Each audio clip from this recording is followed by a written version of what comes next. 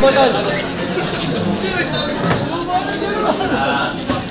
papasalamat ako sa inyo dahil sa maliit na shortness of time you came here on invitation of the chairman of the PCC.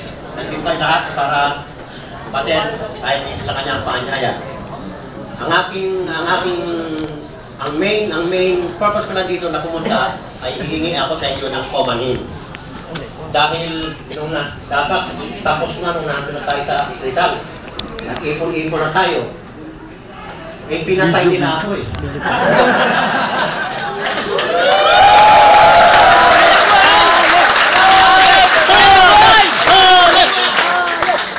Kaya, sa pamamagitan ng chairman, si Governor Rafi Nante, sabi niya kung pwede naman pumunta raw dito.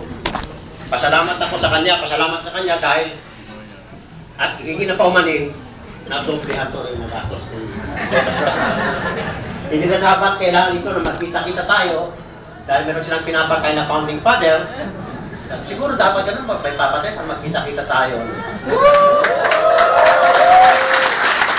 Kaya ako buhay na buhay na nagkataon lang na meron akong trangkaso, hindi ako nakapunta. Tama, in a sense, tama yung kanilang sinabi na ako'y patay na. Hindi namin na tinuloy eh. Dahil ako'y 58 years old. Patay na talaga, yun tol. Wala na. Kaya, yun patay na. Para sa aking mga kapatid sa inyo, alang-alang sa inyo, nandito ako.